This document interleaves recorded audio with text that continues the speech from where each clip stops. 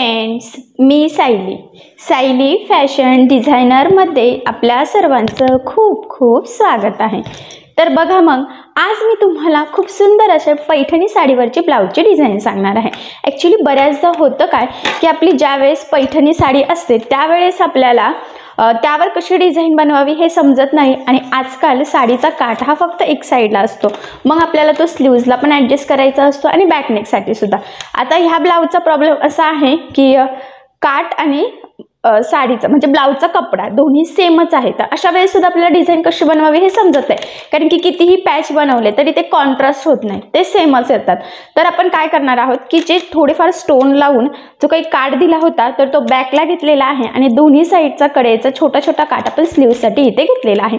तर आता आपण साडीचा पाव मीटर कपडा इथे काढलेला आहे, काठ डायरेक्ट खाली आहे आणि आता तो साडीचा कपडा वापरून आपण खूप सुंदर अशी पॅचवर्क ब्लाऊजची डिझाईन बनवणार आहे। आणि ही जी काही डिझाईन आपण बनवणार आहोत त्याची कटिंग आणि स्टिचिंग दोन्ही पण मी तुम्हाला अतिशय सावकाश स्टेप बाय स्टेप आणि खूप काही महत्त्वाच्या टिप्स अँड ट्रिक्स सांगणार आहे, जेणेकरून हा व्हिडिओ बघून अशी छानशी लेटेस्ट ट्रेंडिंग पैठणी साडीला शोभेल अशी ब्लाऊजची पॅचवर्क डिझाईन तुम्हाला सुद्धा सहजच बनवता येईल। ठीक आहे, चला तर मग आता वेळ न घालवता आपण आपल्या आजच्या छानशा व्हिडिओला सुरुवात करूयात। आणि हा व्हिडिओ तुम्ही स्किप न करता पूर्ण नक्की बघा, जेणेकरून हा व्हिडिओ बघून तुम्हाला सुद्धा अशी छानशी लेटेस्ट ट्रेंडिंग ब्लाऊजची डिझाईन सहज बनवता येईल।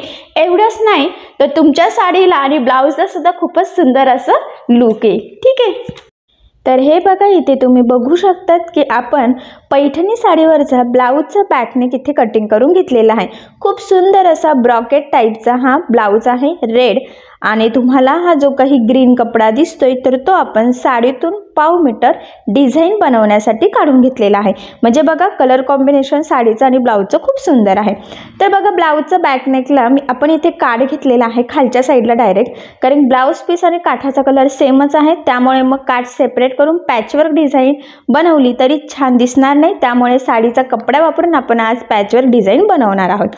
तर बघा आता सगळ्यात आधी मी तुम्हाला ह्या बॅकनेकचं मेजरमेंट कसं आहे ते सांगते, म्हणजे तुम्हाला तुमच्या मापानुसार कशा पद्धतीने कटिंग करावी गळ्यासाठी हे लक्षात येईल।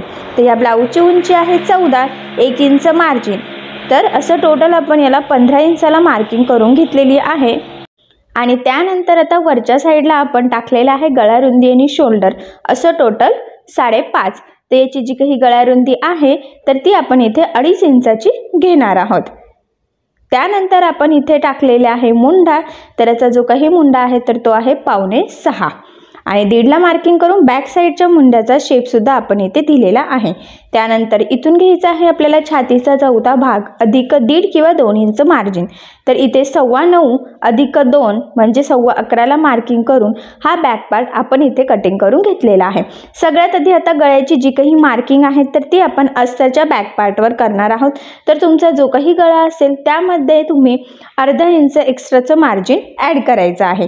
तर मी इथे 10.5ला मार्किंग करून घेतली।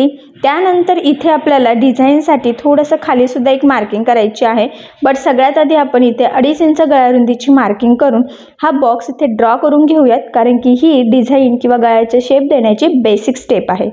आणि बघा मग आता हा बॉक्स ड्रॉ करून झाल्यानंतर तुमचा जो काही गळा असेल त्याचा तुम्ही शेप द्यायचा आहे। तर इथे आपल्याला मटका गळ्याचा आकार द्यायचा आहे। तर बघा मी ह्या पद्धतीने थोडा खाली घेतलेला आहे, तर यापेक्षा अजून डीप हवा असेल तर तुम्ही अजून डीप घेऊ शकता। तर बघा मी इथून पुन्हा इथे खाली थोडासा डीप घेतलेला आहे। ठीक आहे, म्हणजे आपली गळ्याच्या मार्किंगच्या खाली घेतलेला आहे, कारण की जो गळ्याचा मेन मार्किंग आहे तिथे आपला पॅच येणार आहे। तर बघा मग इथून वरती ह्या पद्धतीने आपण मधल्या पॅचचे मार्किंग केलेली आहे। ठीक आहे, आता बघा हा जो काही मटका गळा आहे तर तो आपण इथे कॅनव्हास पेपर लावून स्टिच करणार आहोत। तर त्यामुळे आता ही जी काही मार्किंग आहे तर ती आपल्याला इथे कॅनव्हास पेपरवर करून घ्यायची आहे। तर बघा ज्यावेळेस आपण ब्लाऊजची डिझाईनसाठी कॅनव्हास पेपर वापरतो तर तो आपल्याला पेपर कॅनव्हास यूज करायचा असतो, आणि ज्यावेळेस आपण कॉलरसाठी किंवा पॅन्टच्या सलवारच्या बॉटमसाठी यूज करतो त्यावेळेस आपल्याला जो काही जाड कॅनव्हास असतो तर तो वापरायचा असतो। तर इथे आपल्याला पेपर कॅनव्हास यूज करायचा आहे। तर बघा मग मी इथे कॅनव्हास पेपर कट करून घेतलेला आहे, डबल फोल्ड सुद्धा केलेला आहे आणि तो ह्या पद्धतीने घडी घालून बरोबर गळ्याच्या तिथे काठोकाठ ठेवून घेतला। ठीक आहे, आता बघा याच्यावर थोडी थोडी फेंट मार्किंग दिसते, तर ती मग आपण इथे आखून घेऊयात, म्हणजे मग बरोबर आपल्याला कटिंगला ते सोपं जाईल। तर बघा मग ह्या पद्धतीने तुम्ही सुद्धा जर ठेवलं तर तुम्हाला फेंट फेंट मार्किंग दिसेल. व्हिडिओत जरी दिसत नसेल पण तुम्ही ह्या पद्धतीने केलं की तुमच्या लक्षात येईल. आता तीच मार्किंग बघा आपल्याला इकडच्या साईडने सुद्धा फेंट फेंट दिसते, तर ती सुद्धा आपण डार्क करून घेऊयात. त्यामुळे काय होईल की आपल्या दोन्ही पार्ट व्यवस्थित होतील सेंटरपासून, आणि मग गळ्याचा आकार सुद्धा तिरका वगैरे जाणार नाही, एकदम परफेक्ट असा येईल. ठीक आहे. आता ही जी काही मार्किंग आहे तिथे मी एक पिन लावली आणि सगळ्या गळ्याच्या संपूर्ण कडेने साधारणतः 1 इंचाचं मार्जिन ठेवून आपल्याला इथे कटिंग करून घ्यायची आहे. वरती पण मी थोडंसं मार्जिन ठेवलेलं आहे. ठीक आहे. अशा पद्धतीने मटका गळ्याचा शेपसाठी आपण इथे हा जो काही कॅनव्हास पेपर आहे तर तो कटिंग करून घेतलेला आहे. ठीक आहे. आता यानंतर आपल्याला काय करायचं आहे, जो काही मधला पार्ट आहे आपला, तर तिथे आपल्याला याची कटिंग करून घ्यायची आहे, म्हणजे मधल्या पॅचची. तर त्यासाठी मी पुन्हा पेपर कॅनव्हास घेतला, डबल फोल्ड केलेला आहे आणि बघा तो सुद्धा अशाच पद्धतीने ठेवलेला आहे बघा. आणि इथून आता बरोबर आहे तशी मार्किंग आपल्याला करायची आहे फक्त पॅचसाठीची. ठीक आहे. आता ही मार्किंग झालेली आहे. इथून मग मी एक्स्ट्राचा कॅनव्हास पेपर इथे कट करून घेतला आणि आता हीच मार्किंग दुसऱ्या साईडने सुद्धा आपल्याला थोडीशी डार्क करून घ्यायची आहे. आणि फेंट दिसते तर बघा मी इकडनं सुद्धा मग ती बरोबर अशी डार्क केली. आता याला आपल्याला थोडंसं मार्जिनसुद्धा सगळ्या साईडने ठेवायचं आहे बघा. तर खालच्या साईडने मी ह्या पद्धतीने मार्जिन ठेवलं आणि वरती पण इथे असं पद्धतीने, कारण की वरच्या साईडला आपल्याला फक्त पाव इंचाचं मार्जिन पाहिजे आहे, पण असं तिरका आपण थोडंसं साईडने वाढवलेलं आहे. आणि खालच्या सगळ्या साईडने 1 इंचाचं मार्जिन ठेवून हा पॅचसाठी सुद्धा आपण कॅनव्हास पेपर इथे कटिंग करून घेतलेला आहे. आता हे दोन्ही पॅचेससाठी इथे आपल्याला अस्तर वगैरे लागणार आहे, तर ते मी नंतर कटिंग करीन. आता काय करायचं आहे, सगळ्यात आधी हा जो काही बॅक पार्ट आहे तर तो आपल्याला इथे स्टिच करायचा आहे, म्हणजे मेन जो काही गळा आहे आपला मटका गळ्याचा शेप तर तो. तर बघा मग आता इथे सगळ्यात आधी काय करायचं, ब्लाऊजचा जो काही बॅकनेक आहे म्हणजे बॅक पार्ट तर तो सरळ ठेवायचा आहे. आता मी इथे मॅचिंग दोरा ओवून घेते आणि त्यानंतर आता आपल्याला हा जो काही कॅनव्हास पेपर आहे ना तर तो आता लगेचच लावून स्टिच करायचा आहे. म्हणजे आपल्याला आधी अस्तर आणि बॅक पार्ट जोडून नंतर मग पुन्हा कॅनव्हास पेपरला अस्तर जोडून मग तो गळा नाही करायचा आहे, आपण एका स्टेपमध्ये हा गळा करणार आहोत. तर त्यासाठी सगळ्यात आधी बघा जो काही ब्लाऊजचा बॅक पार्ट आहे तर तो सरळ ठेवायचा. त्यानंतर आपण कटिंग केलेला अस्तरचा पार्ट ठेवलेला आहे आणि त्यावर बरोबर मध्यभागी घडीच आहे बघा, तर त्यावर आता आपल्याला कटिंग केलेला जो काही मटका गळा आहे तर तो ह्या पद्धतीने ठेवून घ्यायचा आहे बघा बरोबर सेंटरला. आणि सगळ्यात आधी एक मध्यभागी आपल्याला टिप मारून घ्यायची आहे. ह्या स्टेपमुळे काय होतं की गळा आपला तिरका जात नाही. आणि बघा ही स्टेप फॉलो केल्यानंतर आता आपल्याला गळ्याच्या कडेने आपण जशी मार्किंग केलेली आहे एक्झॅक्टली तशीच, म्हणजे त्यावरच टिप मारून घ्यायची आहे, कुठेही कमी जास्त होऊ द्यायचं नाही आहे. तर बघा बरोबर, कारण की तुम्ही जशी टिप माराल तसंच गळ्याचा शेप इथे येणार आहे. त्यासाठी मग हे एकदम व्यवस्थित पकडायचं आहे, प्रॉपर कुठे गोळा होणार नाही याची सुद्धा काळजी घ्यायची. आणि परफेक्ट अशी इथे टिप मारून घेतलेली आहे. आता कॅनव्हास पेपरवर टिप मारून झाल्यानंतर लगेचच आपण कमरेच्या साईडला साधारणतः इथे अर्धा इंचाचं मार्जिन ठेवून टिप मारून घेऊयात. या स्टेपमुळे काय होईल की गळा आणि कमरेचा पार्ट आपला दोन्हीही सोबतच फिनिशिंग सहित रेडी होईल आणि इथे आपल्याला कमरपट्टी लावण्याची सुद्धा गरज पडणार नाही. आता यानंतर खाली जे काही थोडाफार आपलं एक्स्ट्राचं मेन फॅब्रिक म्हणजेच ब्लाऊज पीसचा कपडा आहे तर तो इथे कटिंग करून घ्यायचा. आणि त्यानंतर गळ्याच्या मध्ये सुद्धा बघा पाव इंचाचं थोडंसं मार्जिन ठेवत जे काही एक्स्ट्राचा कॅनव्हास पेपर आहे आपला मेन फॅब्रिक आणि अस्तर, तर हे सगळे तिन्ही पार्ट आपल्याला सोबतच इथे कटिंग करून घ्यायचे आहे. हे बघा या पद्धतीने. त्यानंतर आता आपल्याला ह्या गळ्याला द्यायचे आहे छोटे छोटे कट्स. आता कट्स कसे द्यायचे, तर ब्लाऊजला कट जाणार नाही याची काळजी घ्यायची. आणि कट्स मारणं हा सुद्धा खूप इम्पॉर्टंट स्टेप आहे, कारण की त्यामुळे काय होतं ज्यावेळेस आपण हा बॅक पार्ट सरळ करतो तर तो व्यवस्थित फोल्ड होतो आणि गळ्याचा शेप आपण जसा ड्रॉ केलेला आहे ॲज इट इज प्रॉपर तसाच यावा यासाठी तुमचा गळा कसाही असो शक्यतो कट मारत चालायचे. आता हा कट मारून झाल्यानंतर आपल्याला हा बॅक पार्ट इथे सरळ करून घ्यायचा आहे. तर बघा मग बरोबर ह्या पद्धतीने एक साईडने हात टाकून मी दुसऱ्या साईडने बरोबर बघा हे टाकून या पद्धतीने इथे ओढून घेत आहे. तर बरोबर बाहेर काढायचं आहे, गळ्याच्या तिथे व्यवस्थित प्रेस करायचं, कमरेच्या तिथे सुद्धा आपल्याला व्यवस्थित प्रेस करून घ्यायचं आहे इथे बघा. आणि आता सगळ्यात आधी आपल्याला द्यायची आहे इथे गळ्याच्या साईडला दाबटीप. तर बघा इथे गळ्याच्या साईडला दाबटीप देताना सुद्धा काळजी घ्यायची आहे की आपला जो काही आतला अस्तरचा कपडा आहे तर तो वरती दिसणार नाही, जेणेकरून आपली गळ्याची फिनिशिंग बिघडणार नाही. आता हा जो काही मटका गळा आहे तर हा आपण बिना कॅनव्हास पेपरचा करू शकलो असतो, बट याचा जो काही कपडा होता तर तो थोडा सुळसुळा होता. असं जर कडक टाईपमधला असता तर बिना कॅनव्हासचा सुद्धा हा गळा इझिली होतो. बट आता इथे मला काही लक्षात आलं की ते गोळा होईल आणि प्रॉपर आपल्याला जसा हवा तसा शेप येणार नाही, त्यामुळे मग इथे आपण कॅनव्हास पेपर लावून हा गळा रेडी करत आहोत. त्याचबरोबर कॅनव्हास पेपर लावून गळा रेडी करण्याचं सुद्धा मी एकदम सोपी स्टेप सांगितलेली आहे, कारण की अस्तर आणि ब्लाऊजचा बॅकनेक एकमेकाला जोडा, त्यानंतर पुन्हा कॅनव्हास पेपरला अस्तर लावा आणि तो पुन्हा आपल्या गळ्याला लावा. तर ही एकदम लेंदी प्रोसेस होती. सो मी तुम्हाला एकदम शॉर्टमध्ये सांगितलेलं आहे आणि ह्या स्टेपमुळे बरोबर बघा आपला कॅनव्हास पेपरचा गळा मेन फॅब्रिक म्हणजे ब्लाऊज पीस आणि अस्तरच्या मध्ये गेलेला आहे आणि परफेक्ट असा कॅनव्हास पेपर सहित हा आपला शेप इथे रेडी झाला.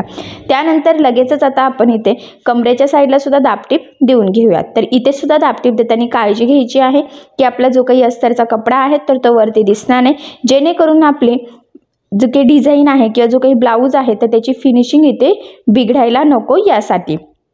तर बघा मग परफेक्ट असं इथे दाबटीप आपण देऊन घेतलेली आहे आणि शेप फिनिशिंग परफेक्ट आली. त्यानंतर आता बघा आपल्याला अस्तर आणि ब्लाऊज पीस एकमेकाला जोडून घ्यायचं आहे. जेवढं शक्य आहे तेवढं कमीत कमी मार्जिन इथे पकडायचं आहे आणि हे जोडताना कुठेही गोळा होणार नाही, फुगा येणार नाही, तिरकं वगैरे जाणार नाही, याची सुद्धा काळजी घ्यायची आहे.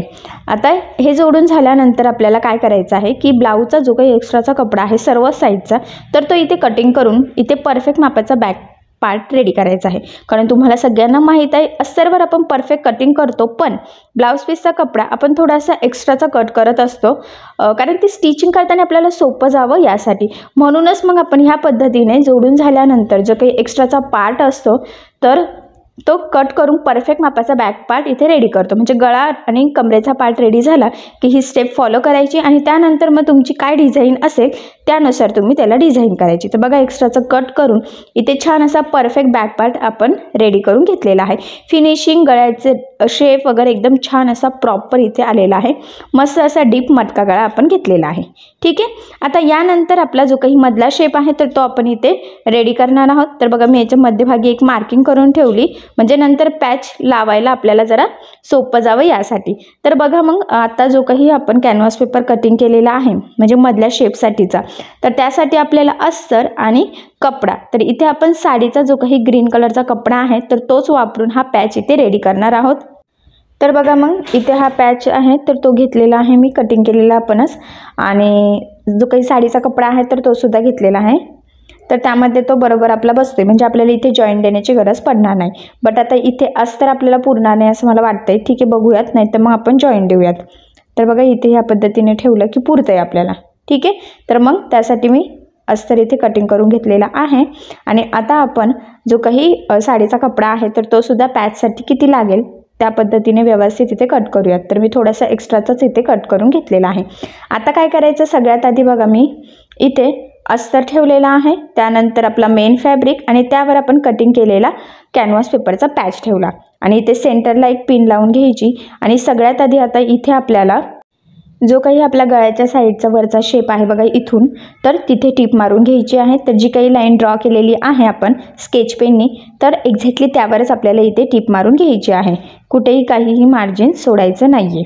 ठीक आहे. आता टिप मारून झाल्यानंतर मधला जो काही एक्स्ट्राचा कपडा आहे अस्तर वगैरे सगळंच, तर ते आपण सगळं सोबतच इथे कटिंग करून घेऊयात. आणि ह्या शेपला आता आपल्याला द्यायचे आहे छोटे छोटे कट्स, जेणेकरून ज्यावेळेस आपण हा पॅच सरळ करू त्यावेळेस तो व्यवस्थित फोल्ड व्हावा यासाठी. तर बघा मग या पद्धतीने तो सरळ करायचा आणि इथे तुमच्या लक्षात येईल की आपला जो काही कॅनव्हास पेपर आहे तर तो मेन फॅब्रिक आणि अस्तरच्या बरोबर मध्ये गेलेला आहे आणि बरोबर आता गळ्याच्या तिथे आपल्याला दाबटीप देऊन घ्यायची आहे. तर इथे दाबटीप देताना पुन्हा काळजी घ्यायची आहे की जो काही आपला अस्तरचा कपडा आहे तर तो वरती दिसणार नाही, जेणेकरून आपली गळ्याची फिनिशिंग बिघडणार नाही. तर प्रॉपर एकदम व्यवस्थित सावकाश थोडं थोडं पकडत इथे टीप मारून घ्यायची आहे.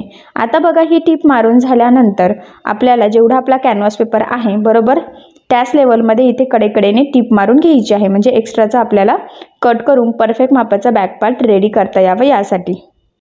आणि बघा मग आता व्यवस्थित इथे टीप मारून झाल्यानंतर जो काही आपला एक्स्ट्राचा कपडा आहे तर तो इथे कटिंग करून घ्यायचा आहे, म्हणजे बरोबर परफेक्ट आपला पॅच रेडी होईल आणि आपल्याला इथे डिझाईन बनवणं पण थोडं सोपं जाईल. आता हा जो काही पार्ट आपण रेडी करून घेतलेला आहे, तर इथे पट्टीच्या साहाय्याने आपल्याला बघा ह्या पद्धतीने लाईन ड्रॉ करून घ्यायची आहेत. तर व्यवस्थित पट्टीचं मी अंतर ठेवलेलं आहे, म्हणजेच 1-1 इंचाचं, आणि ह्या पद्धतीने व्यवस्थित एकसारखे इथे लाईन ड्रॉ करून घेतलेलं आहे बघा. ठीक आहे. आता ह्या लाईन ड्रॉ केल्यानंतर पुन्हा याला आडव्या लाईन आपल्याला ड्रॉ करून घ्यायच्या आहेत. आणि या जे काही बॉक्सेस आहे यामध्ये जर तुम्हाला जास्त अंतर ठेवायचं असेल तर तुम्ही ठेवू शकता, किंवा यापेक्षा कमी ठेवायचं असेल तरीसुद्धा चालेल. तर बघा हा बॉक्स इथे म्हणजे बॉक्सेस रेडी झालेले आहे, बट मला असं वाटतंय की त्याचा शेप थोडासा किंचितसा जास्तच लंबाकृती झालेला आहे. सो आता मी काय करते, वेगळा चॉक घेते आणि त्यावर थोडेसे चेंजेस करते. जर का पहिल्याच याच्यात व्यवस्थित आलं असतं तर ठीक आहे, बट बघा आता मग मी ह्या पद्धतीने आडवे इथे बॉक्सेस केले आणि आधीच्या लाईन मला नको आहे आता. ठीक आहे. तर मी पुन्हा मग ते व्यवस्थित डार्क करते, म्हणजे तुमच्या लक्षात येईल जे येलो चॉकने केलेले आहेत तर ते आपले फायनल बॉक्सेस आहेत. आता बघा परफेक्ट असा शेप आलेला आहे. आता मी इथे दोरा चेंज करून घेते. तर गोल्डन कलरचा किंवा स्किन कलरचा दोरा तुम्ही इथे यूज करू शकतात, कारण की जी काही रेडीमेड गोल्डन कलरची नॉट असते तर ती वापरून आता आपण इथे डिझाईन बनवून घेणार आहोत. कारण की आता साडी छान आहे, पैठणी मस्त, त्यावर डिझाईनसुद्धा छान करायची आहे, बट काट नाही आहे आणि नुसतंच साडीचा कपडा सिंपल आहे, असं शायनी वगैरे नाही आहे. त्यामुळे मग त्यावर आपण डिझाईन कशीही बनवली तरी एवढी छान दिसली नसती. त्यामुळे हा जर का छान असा डिझायनर पॅच तयार केला तर नक्कीच आपल्या ब्लाऊजला छान असं लूक येईल. त्यामुळे मग मी इथे ही नॉट टाकून डिझायनर लूक देत आहे. तर बघा बरोबर जे काही आपण लाईन ड्रॉ केलेले आहेत तर त्या प्रत्येक लाईनवर आपल्याला इथे ही नॉट व्यवस्थित स्ट्रेट पकडून टिप मारून घ्यायची आहे. आता जर का जॉईंट डायरेक्ट लाईनी असेल तर तसं फिरवत लावायचं. जिथे जॉईंट नसेल मग तिथे काय करायचं, कट करून पुन्हा व्यवस्थित त्या लाईनवर आपल्याला ती नॉट लावून घ्यायची आहे. तर इथे तुम्ही लेससुद्धा यूज करू शकतात, बट जर का लेस यूज केली तर ते खूप ब्रॉड होईल. सो त्यामुळे मग इथे बारीक नॉट यूज केली की डिझाईनला अजून छान असं लूक येईल. नाही तर खूप जाड लेस, कारण एवढी बारीक तर लेस शक्यतो मिळणार नाही, आणि मग तरी असली तरी ती डिझाईन कडेने वगैरे दिसेल आणि जरा लूक येणार नाही, खूप जवळ बॉक्सेस दिसतील. त्यामुळे मग मी इथे नॉट यूज केलेली आहे. तर मला असं वाटतं की तुम्ही पण शक्यतो नॉट यूज करावं, छान असं लूक नक्कीच येईल. तर बघा मग जेवढं शक्य आहे तेवढं मी पटपट इथे लावण्याचा प्रयत्न करत आहे. फक्त लक्षात राहू द्या की स्ट्रेट लागलं गेलं पाहिजे, जास्त काही ते असं तिरकं वगैरे होऊ देऊ नका. जशी आपण लाईन ड्रॉ केलेली आहे एक्झॅक्टली तसंच येईल याचा थोडासा आपण प्रयत्न करूयात. आणि बघा आता इथे थोडंसं बाकी आहे, सो तिथेसुद्धा आता मी लावून घेते. आणि मी पुन्हा सांगते की इथे आठवणीने मॅचिंग दोरा यूज करा, नाही तर मग काय होईल की तुम्ही दोरा तर कुठला पण यूज कराल आणि त्या नॉटवर सगळा तो कॉन्ट्रास्ट दोरा दिसेल आणि मग आपलं डिझाईनचं लूक जाईल. सो तसं होऊ देऊ नका. त्यासाठी व्यवस्थित काळजीपूर्वक आठवणीने दोरा चेंज करायचा आहे.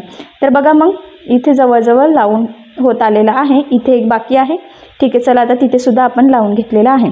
तर ज्या काही लाईन ड्रॉ केलेल्या होत्या तर त्या प्रत्येक लाईनला आपण ही व्यवस्थित त्यावर परफेक्ट फिनिशिंग सहित इथे ही नॉट लावून घेतलेली आहे. छान असे बॉक्सेस रेडी पण झालेले आहे. आता त्यानंतर गळ्याचा जो काही शेप आहे तर म्हणजे वरचा असा, तर तिथे मी इथे गोल्डन कलरची लेस एक लावून घेते, म्हणजे अजून छान असं लूक येईल. आणि बरोबर सेंटरला ती लेस फोल्डसुद्धा करायची आहे, म्हणजे शेप आपला मेंटेन राहील. इथून बरोबर इथपर्यंत लावून घेते मी आता. ठीक आहे. एक्स्ट्राची लेस कट करायची आणि लेसला मी इथे डबल टिप देऊन घेते. शक्यतो लेस कशी असं डबल टिप देण्याची सवय लावायची, त्यामुळे 2-3 फायदे होतात की आपली जी काही लेस आहे तर ती पॅक लागली जाते, तरंगत नाही, त्यामुळे ब्लाऊजची फिनिशिंगसुद्धा छान येते आणि लवकर लेस निघत नाही.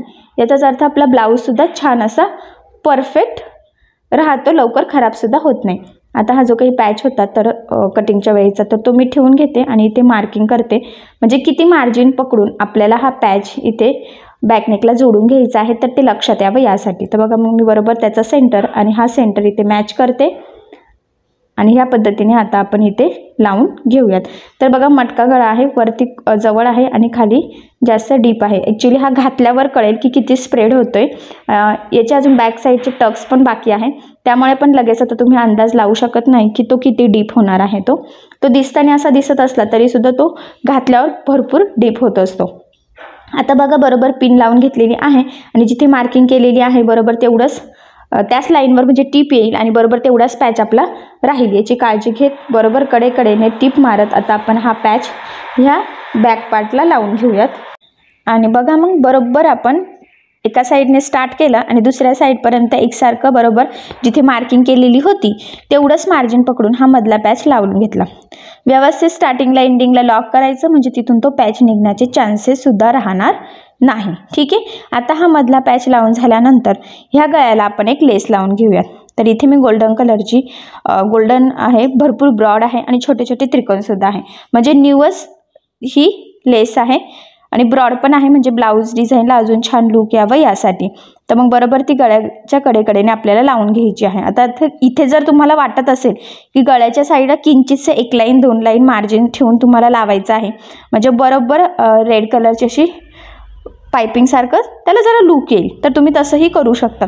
मी खूप नाही बट म्हणजे एकदम किंचित असं थोडंसं मार्जिन ठेवलेलं आहे, जास्त पण ठेवलेलं नाही. मी जवळूनच घेतलेला आहे कारण की हा मटका शेपसुद्धा छान दिसावं, सो असं मला वाटते. बट तुम्ही तुमच्या चॉईसनुसार थोडेसे चेंजेस यात करू शकतात, काही प्रॉब्लेम नाही. ठीक आहे. आता ही जी काही लेस लावलेली आहे तर ह्या लेसला बघा मी इथे डबल टिप देऊन घेते. मी याआधी पण सांगितलं आणि पुन्हा सांगते, लेस जाड बारीक कशीही असो शक्यतो डबल टिप देत चला, म्हणजे त्यामुळे 2-3 फायदे आहे. फिनिशिंग छान येते, लेस तरंगत नाही आणि लवकर खराबसुद्धा होत नाही.